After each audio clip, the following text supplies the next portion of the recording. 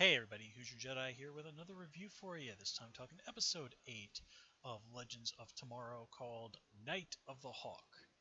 And this is maybe not the strongest episode of the show, but definitely a reasonably good one. This time we have our team dropping by the 1950s, which makes for some very kind of interesting situations. I do like how very quickly they acknowledge that the 50s is not really this time that's so ideal.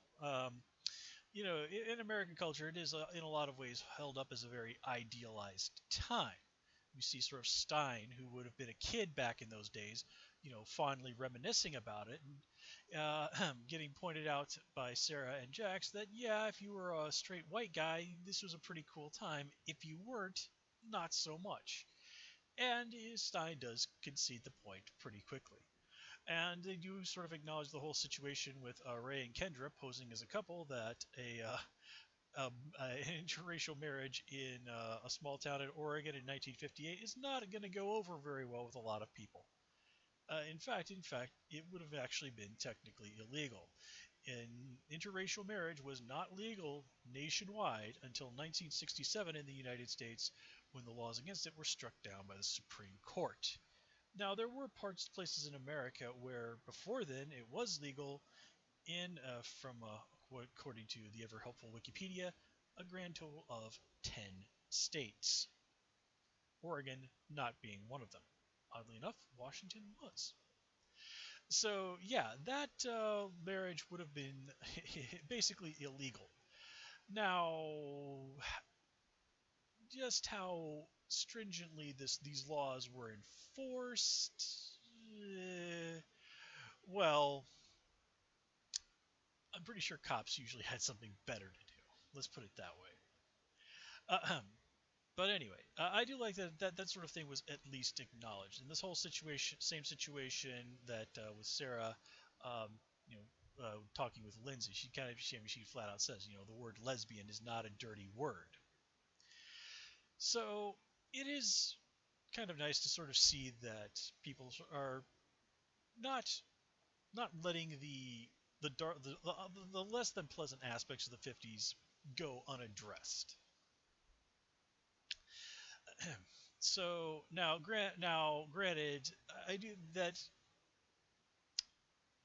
Well, what I'm trying to say is that while they do acknowledge it, I think that the reactions people would have had in real life to stuff like an interracial couple or a black guy asking a white girl out on a date, uh, well, the reactions were in real life probably would have been a lot more severe than they were here on the show. But Legends is meant to be a fun show, so we're not going to get into anything too dark and too heavy-handed here. I mean, not that, well, at least nothing more dark than beyond, people being brutally murdered by, mutated hawk monster people. Okay, so enough of the politics of the age for the moment. Let's just kind of get right into things. Now, Vandal Savage's idea of, oh yeah, I'm going to create an army of mutant hawk people um, using this meteorite that I just happened to find in the woods somewhere. It's like, I mean, excuse me. In all fairness, this episode was kind of meant to be a big riff on old timey horror movies, especially the ones from like the 1950s. And okay, I can allow that. But yeah, just some of this stuff is just, man, you would have a hard time getting away with it on anything that wasn't a comic book show.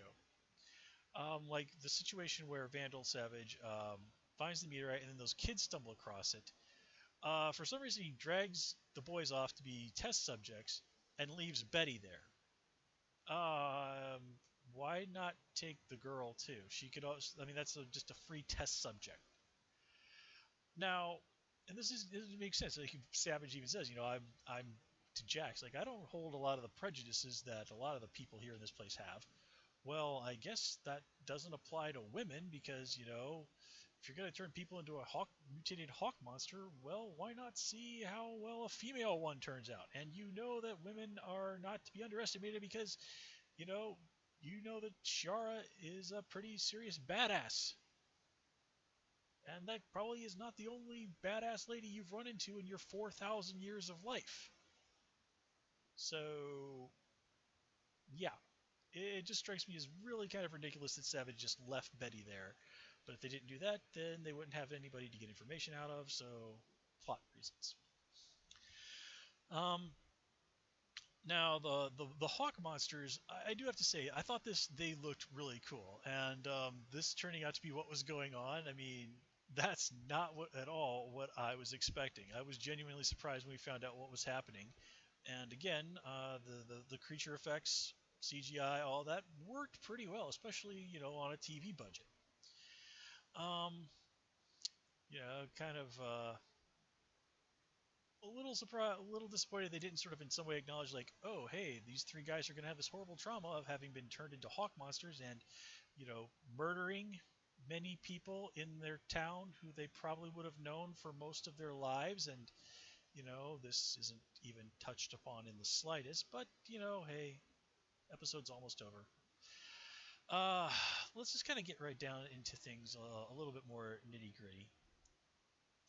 So the Kendra Ray thing continues on, and seems to be showing some signs of going somewhere. I do like how by the end of the episode, Kendra goes like, "Yeah, it was kind of dumb of me to try and take on Savage by myself." While Ray acknowledges like, "Look, you're a pretty serious badass. I didn't need to go in there getting all protective and stuff. We should try and view each other as equal partners in all of this." And okay, cool. But it's both of them being reasonable. What gets me though is that whole situation with Kendra, where she's like, "Oh, I'm gonna go kill Vandal Savage by myself," and everybody's like, "Yeah, okay." Yes, Kendra is the only one who can kill Vandal Savage. That doesn't mean that the others can't help hit her and hold the guy down while she stabs him in the heart with a stupid dagger. Seriously, get everybody on the team and go and whoop the hell out of Savage, and then have Kendra finish him off. I mean, really, like, have Ray like hold the guy down or something while you do that. But nobody even brings up this possibility. Nobody thinks that there's like anything wrong with the least combat experienced person on the team going in there to try and take down Vandal Savage all by herself with no backup at all. I mean, it's just ridiculously stupid. um, By the way, do you think they're going to follow up on that whole Vandal Savage was apparently married thing? Oh, and cool thing, he was using the name Curtis Knox in this episode, which, if you remember Smallville, that's the character that Dean Cain came on and played. And while they was never explicitly referred to as Vandal Savage, the character's whole shtick was that of Vandal Savage. So yeah, I do have to admit that's a nice touch there. And I also like how they mention this episode. Stein and Jax are talking, and they're like, "Oh, we can't form Firestorm here on the Wave Rider because the energy that released caused in that might destroy the ship." Okay, that would have been really great if you'd mentioned that last episode when everybody was looking at the ship and going, you two, and going, "Why the hell don't you form Firestorm and kick these pirates' asses?" That would have been the time to mention that. Okay, so let's see. That's Ray and Kendra out of the way. Nothing really particular to say about Rip this episode. Snart. Uh, well, I like how he obviously doesn't want to talk about the whole heat wave situation because it's still something that's really painful for him. But also, if it's also a way of like, look, he doesn't want people bringing that because that means he's going to have to lie. And the more he has to do that, the more he runs the risk of slipping in some way. So just the less people talk about it, the easier it is for him to get away with whatever he pulled there. Although I do have to say I felt a little bit like Jax. Heatwave totally betrayed you guys. Um, and calling Snart out on this is really not appropriate in this situation. He really did not have another solid other choice. Um, But yeah, that's about all I had to say for Snart. Um, Now Jax again, it was cool to see him kind of get a chance to go out there and sort of do his own thing. But again, black teenager trying to pump white teenagers in 1958 for information. Yeah, that's gonna go really, really poorly. And that whole situation of like actually asking Betty out on a date, I'm like, oh, Jax, man, do you not know your history? Have you never heard of Emmett Till? And if you yourself have not heard of Emmett Till, this is a guy. This is an unfortunate guy, a young guy who back in the oof, it might have been like the 40s or something, made the mistake of whistling at a white girl in Alabama, and probably got himself lynched. And that became one a really really big moment for the civil rights movement because people were like, saying like, okay, this is messed up.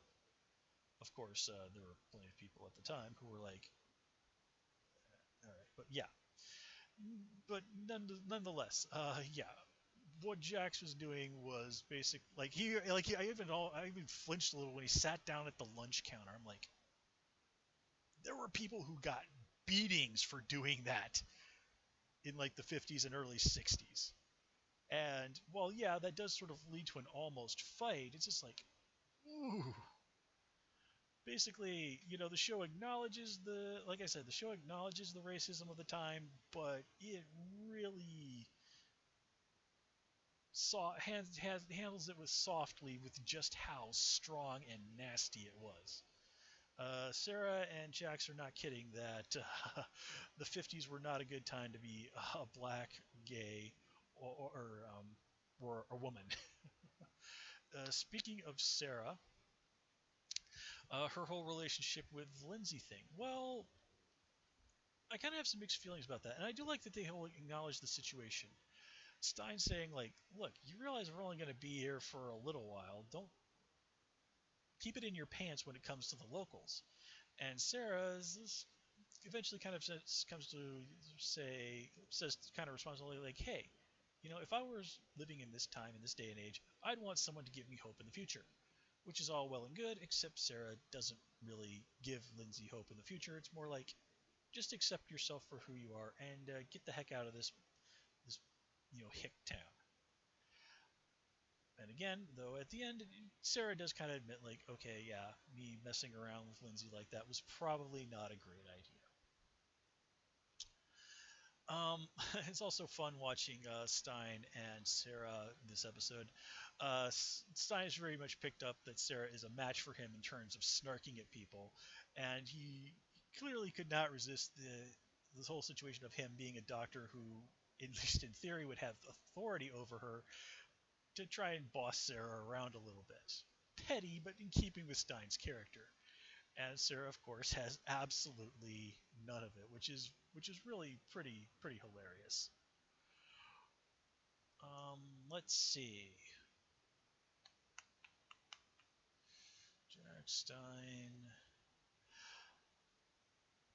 Um, am I forgetting something? Jax Stein. Yeah, I think that kind of covers what I had to say. One thing I did notice though is at the end when Sarah, beats up those people and to save Lindsay, and then they're talking later, and Lindsay goes like, "Wow, I never knew." Well, basically, she compares Sarah to a ninja. Okay, an American person in 1958 would almost certainly have not known the word ninja.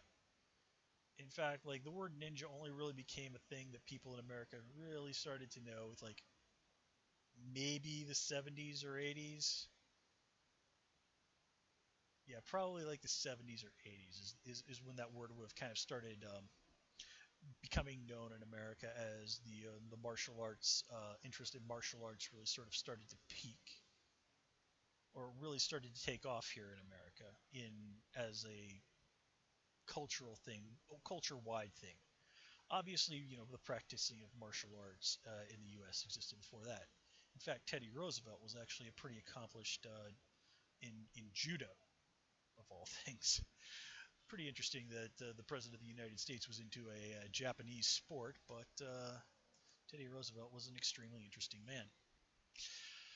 Um, so nothing really to say about the whole Chronos situation. Now I do really think it's interesting, like what happens if with Ray, Kendra, and Sarah being left in the 50s. Now I've read a little bit from the descriptions and stuff about what's going to happen next. I don't read spoilers, but I consider official episode descriptions to be fair game. And this looks like it's going to be up for some pretty interesting stuff. And darn it, I just keep thinking there's something else that I wanted to talk about that I'm forgetting. Well, whatever it is, I guess I forgot it. So this episode was fairly light on the references to sort of the DC universe in general, but definitely, well, can't have it be the comic book cavalcade all the time. And yeah, guys, I think that covers everything that I really had to say about this episode. Maybe not the strongest one of the series so far, but certainly fun. And with that said, I'm going to call it here. As always, please comment, rate, and subscribe. And of course, you can follow me on Twitter at Hoosier Jedi, and also join me on Tumblr at Jedi Reviewer. Until next time, take care and have a good one.